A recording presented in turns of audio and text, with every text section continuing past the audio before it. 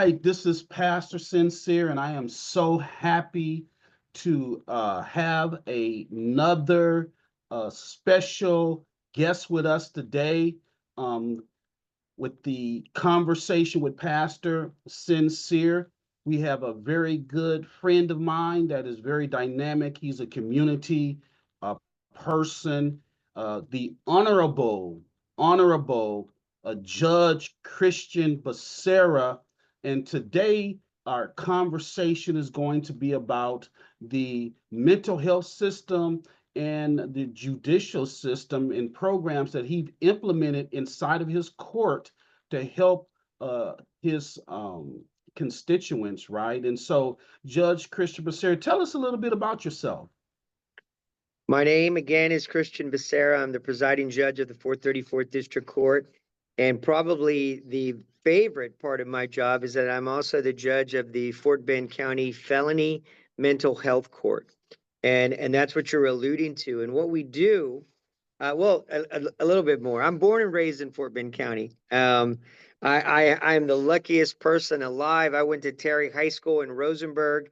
I came up, went to UT Austin, came right back to Fort Bend. I went to Thurgood Marshall Law School in Houston. While I was there, I interned at the DA's office in Fort Bend County, was lucky enough to get hired at the DA's office in Fort Bend County with Brian Middleton, who's the elected DA now. And we actually quit on the same day. And I got to get into that story briefly because it'll tell you why I'm here today and why I think Brian is doing what he's doing. So when we were at the DA's office and we're baby attorneys, I'm 2 years out, he's 3 years out. We wanted change at the DA's office. And we had a misdemeanor chief that was probably in his 80s, and he'd come up doing labor law.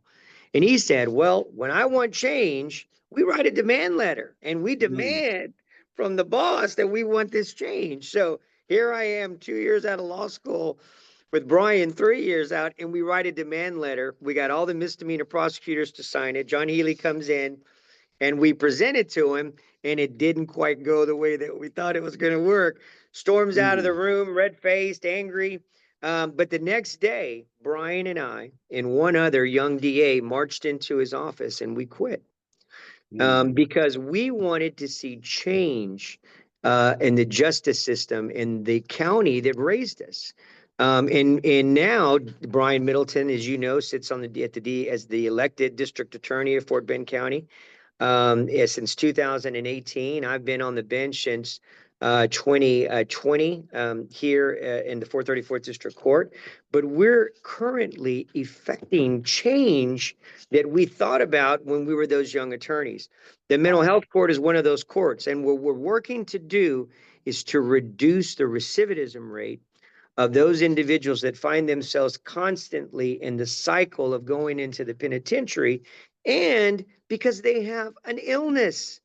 Not a mental illness. We call it mental illness all day long, but we've got to erase the stigma that's associated with mental illness, and we've got to call it what it is, and it's an illness that needs to be treated.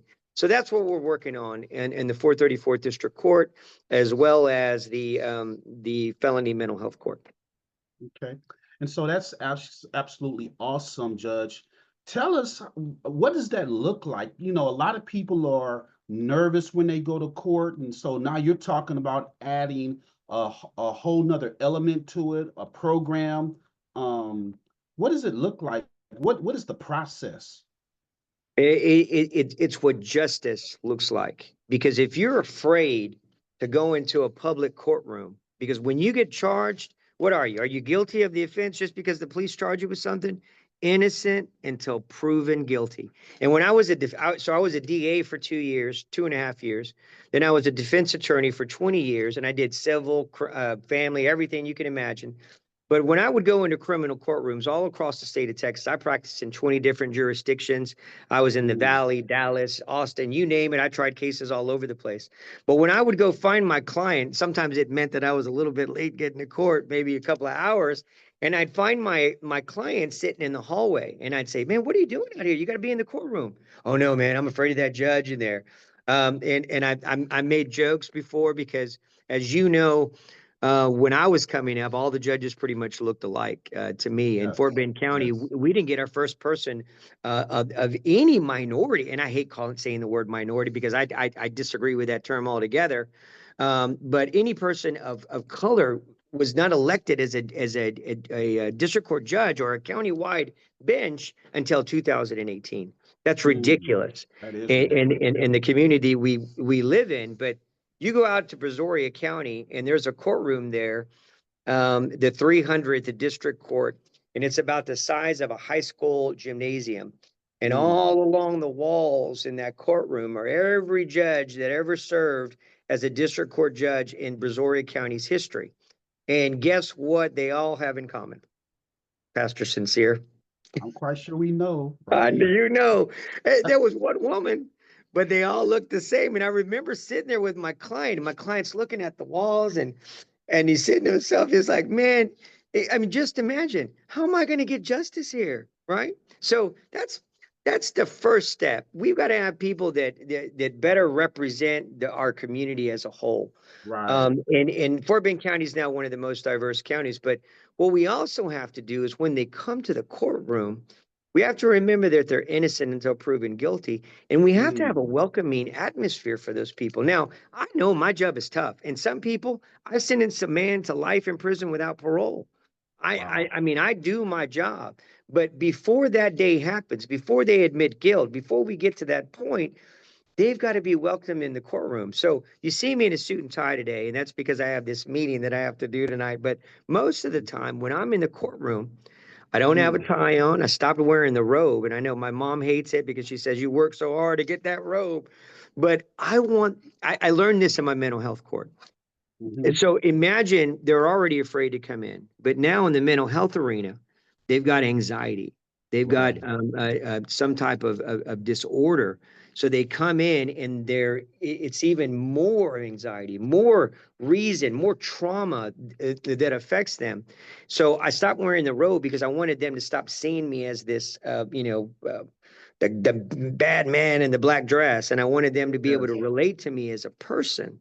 So what I try to do is to talk to them. And what I learned in that setting was now when I have the 17-year-old young Hispanic or African American or whatever coming into the courtroom that's done something silly, a gun case or whatever, I want them to know, and I was not the best kid, so I've lived a full life, but I want them Mm, to know who I am. And I talk to them in very plain language because my goal is, my role there is not to send everybody to the penitentiary, but it's right. to try to help. It's to work to be the gatekeeper of our community, to protect our community. And when I say community, I mean the community at large, the Yes. victim in the case, and the defendant, because Mm, he or she is part of my community.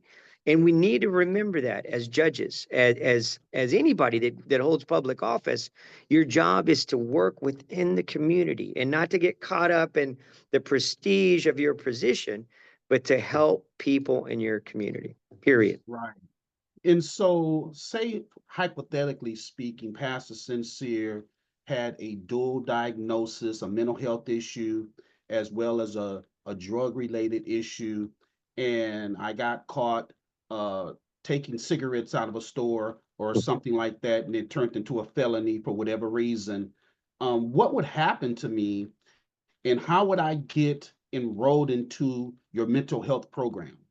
So we've got a system in place now, and I'll even break it down and I'll tell you a real life story of what happened. So Sweetwater area, money, right? A bright young student, a female, 17 years old, from a very wealthy family, was constantly telling her mother that she was dealing with anxiety, that she was going to Clements High School. It's very competitive.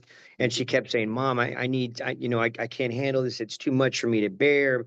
On and on and on for months, ignored my mom. And mom just said, you can do it, baby. Go to school. You got this. And one day she comes home and she's had enough. And she's having a psychotic episode. She's ripping stuff off the wall. She's throwing stuff, and mom's running around her. What's wrong? What's wrong? What's wrong? And they end up in the kitchen, and she feels cornered because the mom's trying to, what's wrong? What's wrong? What can I do? What can I? And she just wants to be left alone. There's a butter Right. knife on the table.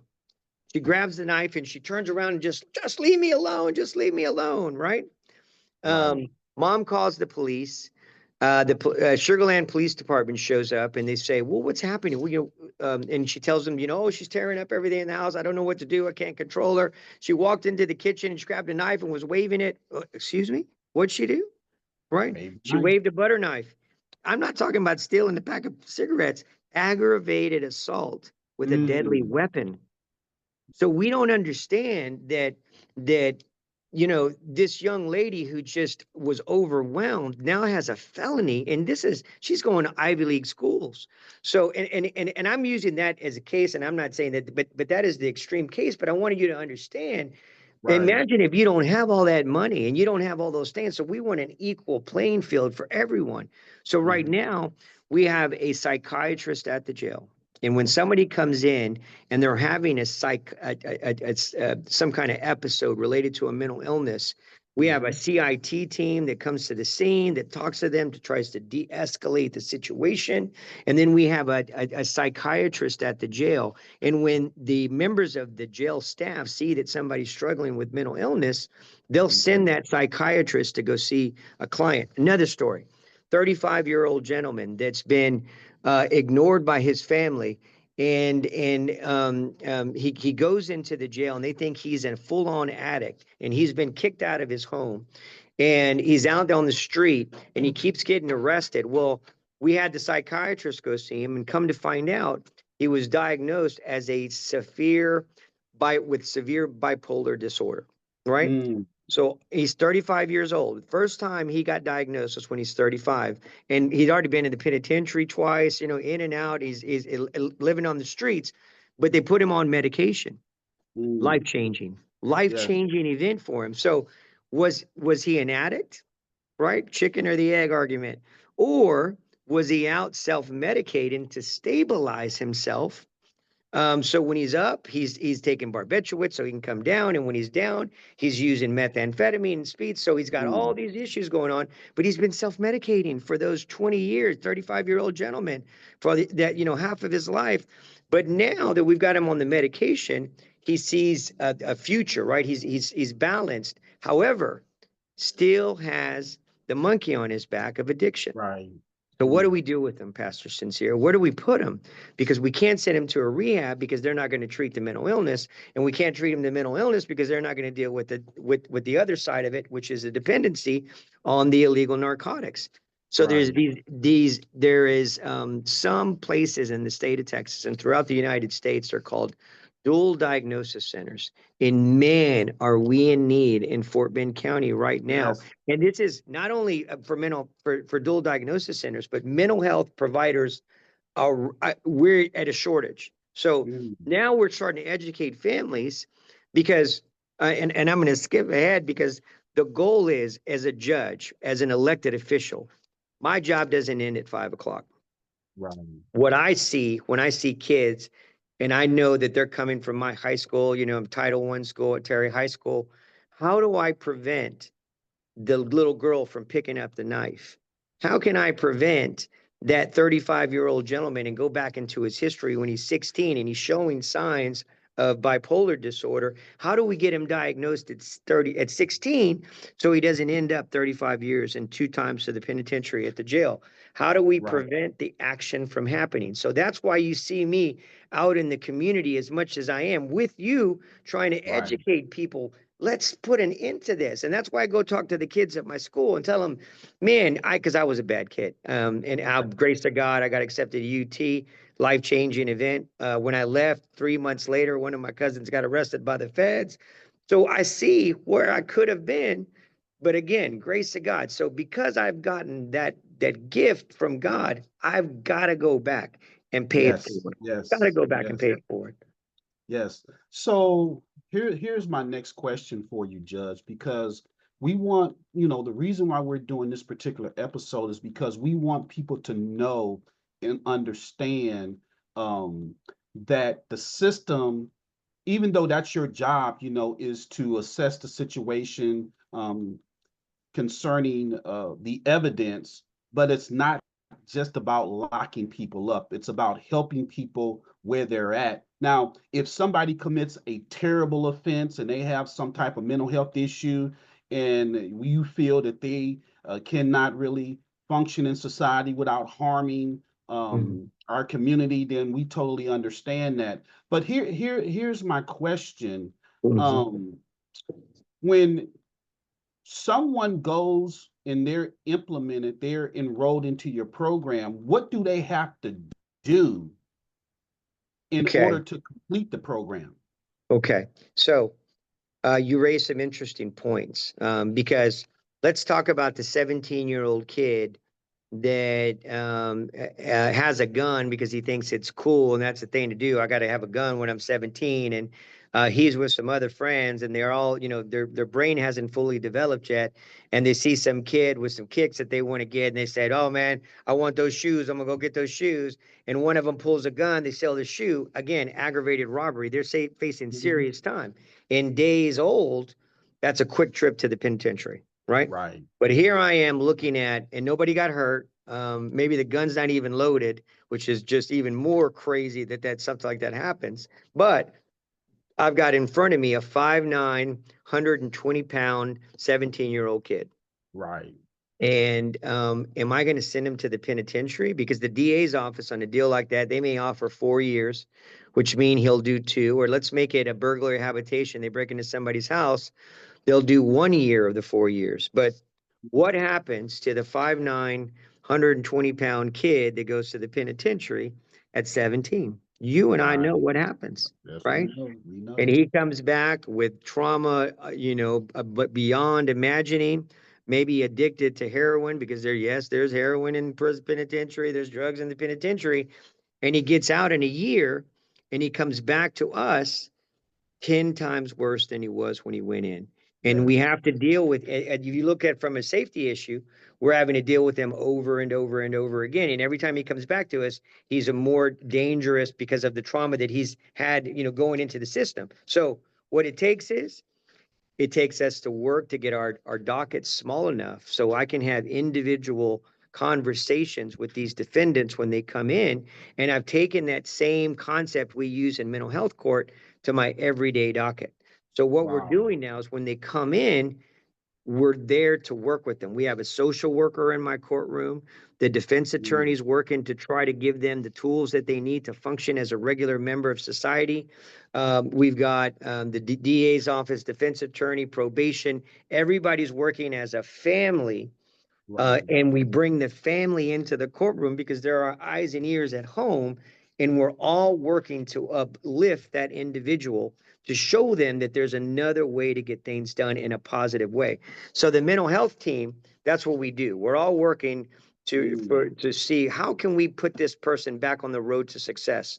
I've taken that model and now I've implemented that in my everyday courtroom because Wow. sending them to the penitentiary, that's not working. Now, again, I had an individual come through my courtroom that had sexually assaulted his young daughter from 8 to 13, and almost on a daily basis, and I had no hesitation to send that individual to the penitentiary for the rest of his life. Right. Done. But when I have the opportunity and I can recognize those people because I see them and I talk to them on a regular basis when they come into my courtroom, then it's my duty to protect the community, which includes that individual that's in front of me in the courtroom. Right. So Now, that's what out we're of trying two, to accomplish. yes, sir. Now, I was so happy, and honored that you invited me to one of your graduations. Oh yeah, Yeah, I remember that, and yeah. it was very, very impressive. And one of the things that I noticed is that as much as possible, you involved the family. Oh yes. Yeah, We talk got to about that have a the little family bit. on board. The family's got to be on board. 17-year-old kid. A lot of times when I get the young kids, I see myself because they and I tell them when they come tell me some story about why they're testing positive for drugs, and I tell them, "Oh man, I was much better at this when I was your age than you are, man. So you're not going to come over on me." But if we don't get the family involved, a lot of times the parents don't even know what they're facing. So they're Mm, coming to court on their own, and then the next thing they know, they're getting shipped off to the penitentiary. And here comes mama. Well, I didn't know there was this serious. We gotta have, and when it's mental health, how do we know they're taking their meds at home? Family, right? Yes. So that individual that had been thrown out on the street that was 35 years old that had been not been diagnosed until then, we brought the family back in. And when they heard that it was bipolar disorder and not just addiction, and they brought him back into the household, it took some, there was a lot of feelings and trauma that need to be healed, but they're back together again. And you saw in the Yes. graduation, when they come in to graduate, it's them and their entire family standing around them. And the beautiful thing is, it's not only that family, it's the family that's involved in this whole system. So many of our graduates now are coming back to the system and helping those that are working their way through our mental health court. So it's a thing. Again, when you make it through and you see it and you get to the other end, it's almost like they feel like they have that duty to come back and to try to help somebody else. Pay it forward, pay it forward, pay it forward. So I have this thing that I say in politics, and I say it's one room at a time. You got to get into the room that you're not comfortable in, and you go take it, and you meet everybody in that room, and you keep building. Well, it's the same thing, the same principles, one person at a time, and we keep building and building and building, and hopefully it'll start this movement that takes hold. Yeah.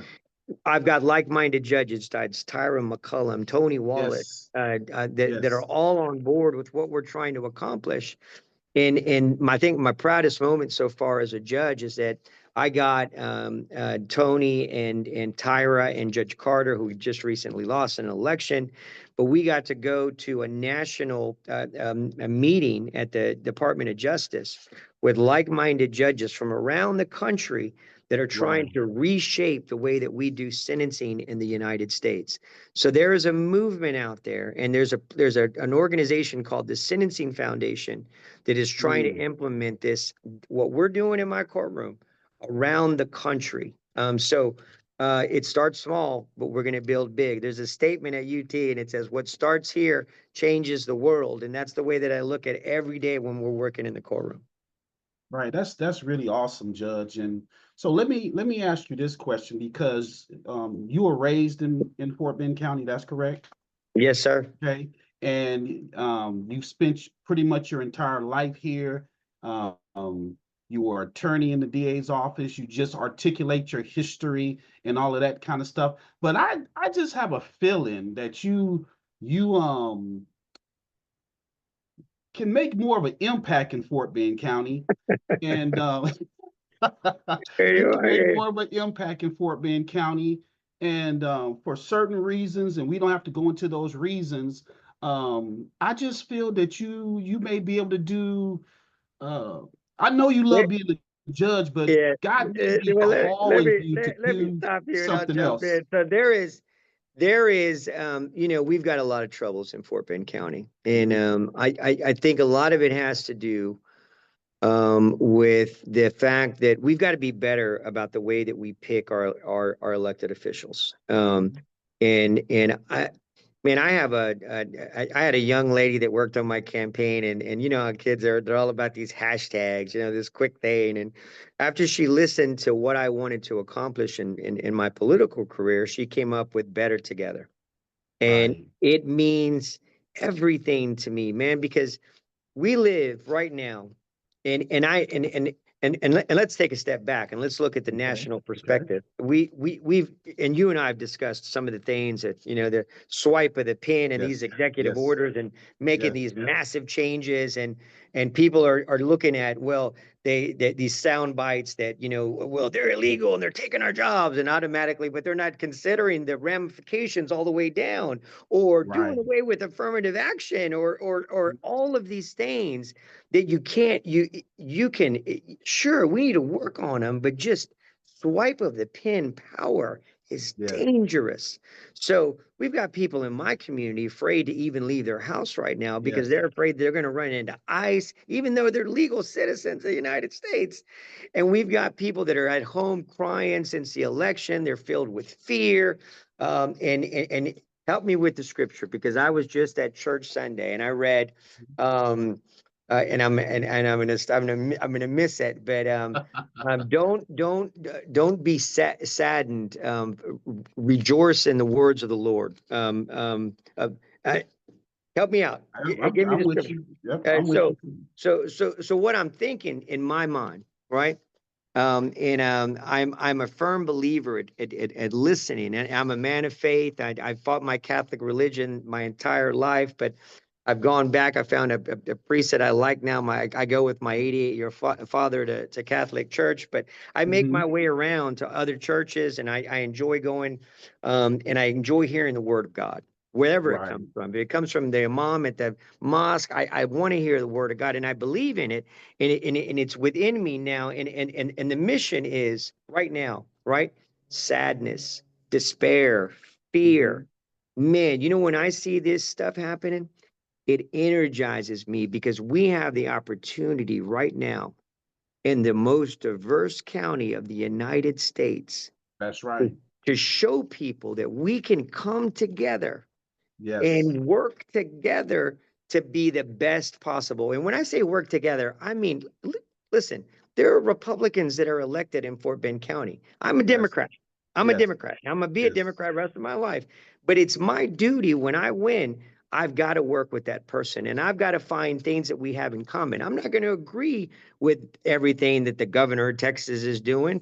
I'm Right. not going to Right. agree with everything that Republican judge is going to do, but it's my duty to work with these individuals because we don't work for you get elected and you think I don't work for anybody. I'm the man, I'm the boss.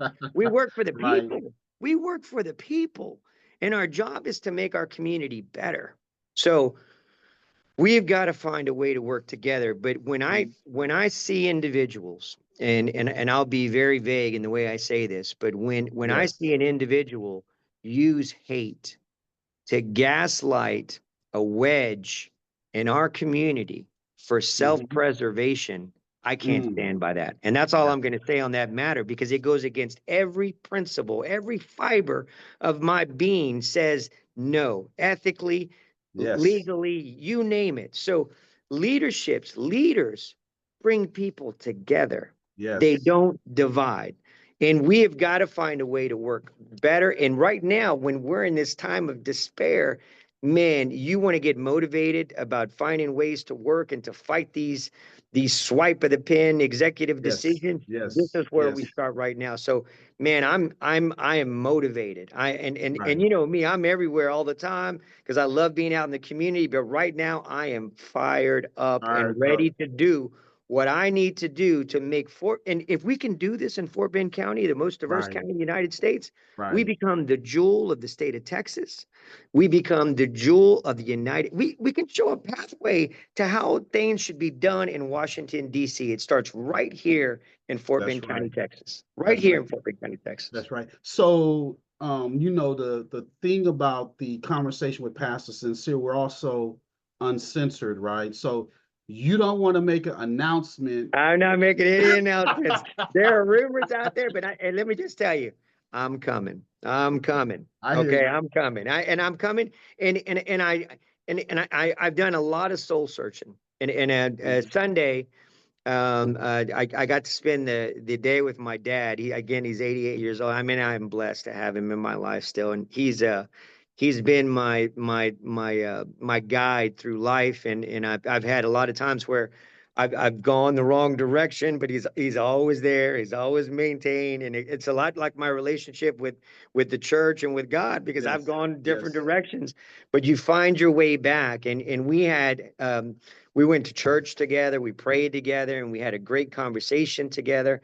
And I'm telling you, I am full. I'm ready to go. So there's some things that will come out in the next couple of weeks, and you'll understand. But the beauty of it is, no matter what happens, I will remain judge while I decide what to do.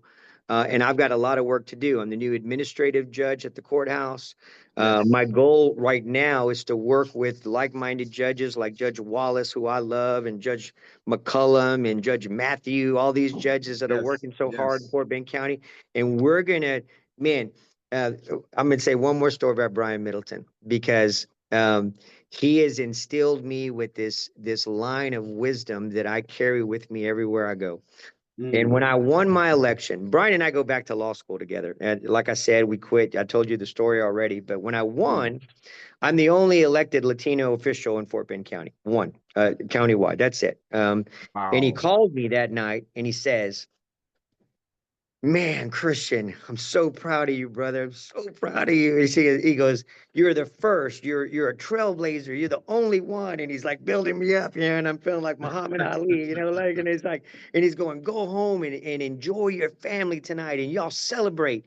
And then he says, "But tomorrow, put it all in your rearview mirror. And Yes. tomorrow, you start working to protect the legacy of those that follow."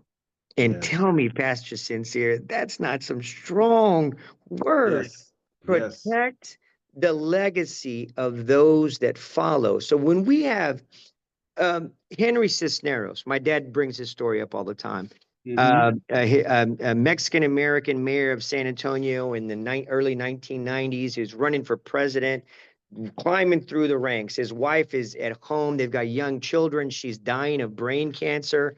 And he's Harvard educated, well spoken, 6'2". I mean, he's like, everybody loved him. He's doing everything. Came out that he was having an affair with this blonde aide while his wife's dying of cancer. Torpedoed, right? Gone. He's Right. gone from history. Right. Many people don't know him.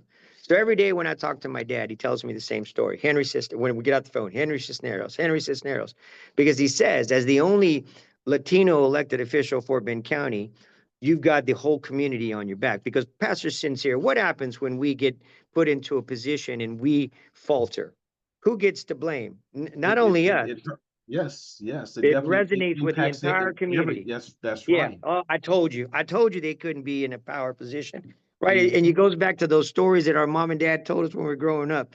Baby, you've got to be better than everybody else That's out there, right. which ties That's into right. what that swipe of the pen again about affirmative action. You got to be better than everybody else to get what you want. So I feed off of that. I love it. I want to do it. I like carrying that weight. But and that's what I say. So when we have somebody out there that's not doing things the right way and they're doing it for personal gain instead of for the people that they represent, they got to go. Yes. They got Yes. to go. Yes. And if I'm the person that God puts me in a position, what God is always, Pastor Sincere, God is always on time. Come on Yeah. now. Yeah. On time. It's Yeah. always on I was time. trying to And he follow puts you you. there. So he Mhm. puts you in positions. You got to be ready to take on the responsibility. And I feel like in my life right now that I am in a position and I am ready to take on that responsibility and do what I need to do. But again, it all goes back to we've got to be better about vetting our candidates and make sure that Yes. these people, that all of us are qualified to take on the role that we want to do. And Right. I'm ready. I'm ready. I've got a life experience. Again, I worked on my credentials. So whatever I decide to do in the future, you got to know that I mean, that my heart, my passion, everything that I have will be to making Fort Bend County and those residents of Fort Bend County to put them in a better place. That's it. Right, right. Now let me, because I know that you're very active in the community. Everybody knows that. I mean, and you really put your heart into it. And one of my good Republican friends, because I work with Democrats and Republicans, Sure. across the board. One of my good Republican friends is Jennifer Lane. Yes. And don't you have a program with her also that y'all are doing on I think it's mental health? Explain to us what that is, if I'm correct. So we have started the Fort Bend County. It's a suicide task force, a Mhm. suicide prevention task force, behavioral health suicide prevention task force. And I'll tell you the way that this started. In September, I work with a young lady whose brother died by suicide when he was 15 years old, and she has a parade in the Fort Bend County parade, a float, and they pass out literature for suicide prevention. And we had put out notice into the community that we were going to decorate our float, and they wanted to come out and talk about how we were going to do that. And we had our meeting at the courthouse, and this couple comes in and no one knew them in the meeting. And I said, "Hello, how are you?" And I said, "What brings you with us today?" And they responded, We our 12-year-old 12 or 13, and I can't remember, but a 12, 13-year-old daughter died by suicide. And you're Wow. taken aback because I mean, imagine that's a baby, Pastor Sincere. That's a baby. And as I continued to talk to them, the next thing they said was that it had happened 2 weeks before they walked into my courtroom. So Wow. now I'm shocked, but I'm also thinking, what would cause that family to want to leave? I mean, because I'm thinking to myself, one of my daughters, and my daughters are 28, 27, 26, but I think back, what if that had happened to me? If one of my daughters died by suicide, I'd be, done. And what would Yes. make them get out of their grief-stricken state to come to a meeting to talk about decorating a float? So as I heard their story, they said that for 5.5 hours they were treated by criminals in their household, made to sit on a Mm. couch as the ME tossed and turned their young daughter on the floor. The pastor came from the church and they wouldn't let him into the room, and they threatened them with arrest for 5.5 hours. Wow. And they were even almost apologetic, and they said, "Well, we understand that it's protocol." Well, Pastor Sincere, when protocol is wrong, what do? Mm. We got to go change it, right? That's right. That's right. Then they go to the school, junior high, middle school, where this child goes to school, and they went and talked to the principal. What are we going to do? How are we going to stop this from happening for other kids? And they went on. They told the whole story about how they were treated and how their daughter was popular young lady, no signs of mental illness, nothing. And I said, well, what did the principal say? Thank you for coming in, and Right. and ushered them out. No counselors were provided because it Mm. happened a week before school.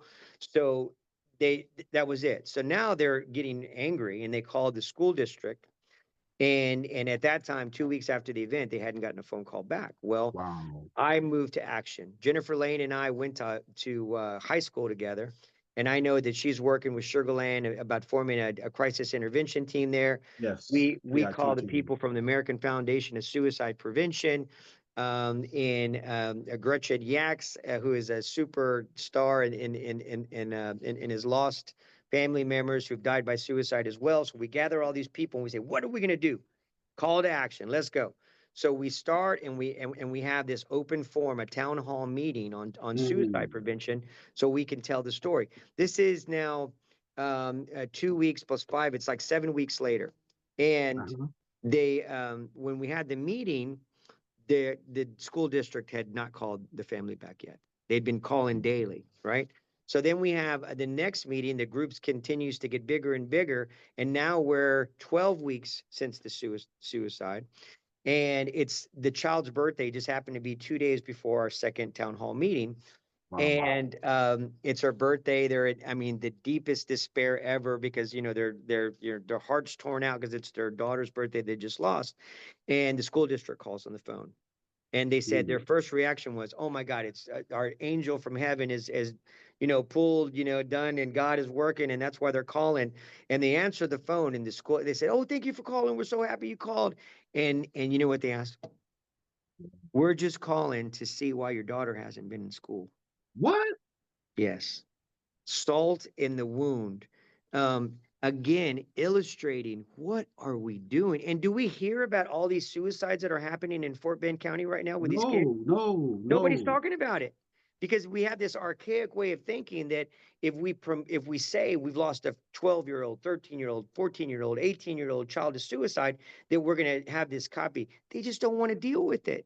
So they're just sweeping it under the table. Mm. So as our group continue to grow, and I can tell you, you can go to Facebook and look up the Fort Bend Behavioral Health BHSP, and you can go to my Mhm. Facebook page and you'll find a link to it. We've got a meeting coming up on the 12th of February at the Office of Emergency Management in Fort Bend Uh-huh. County.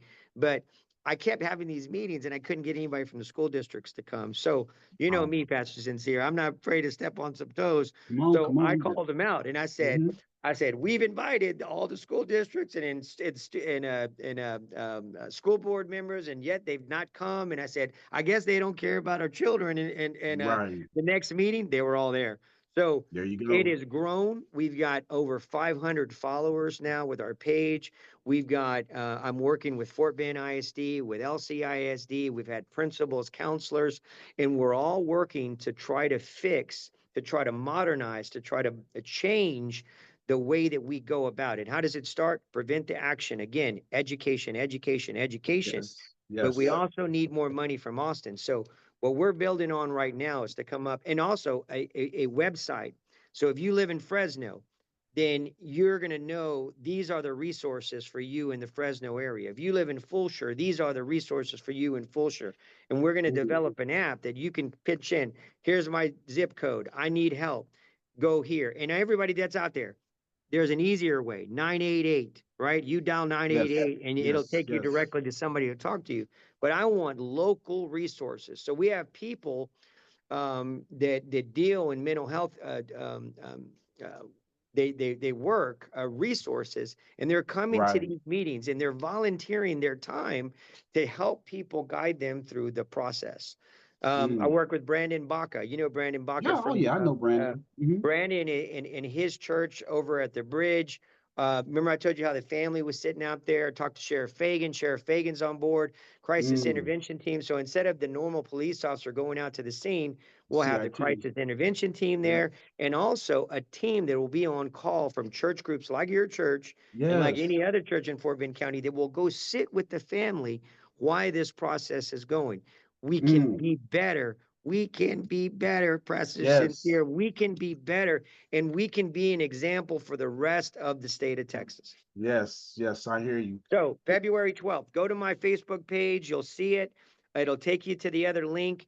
We're having that town hall meeting at 6 o'clock, February 12th, at the Office of Emergency Management there in Richmond, Texas. And we'll help you spread the word also Appreciate it. concerning that meeting.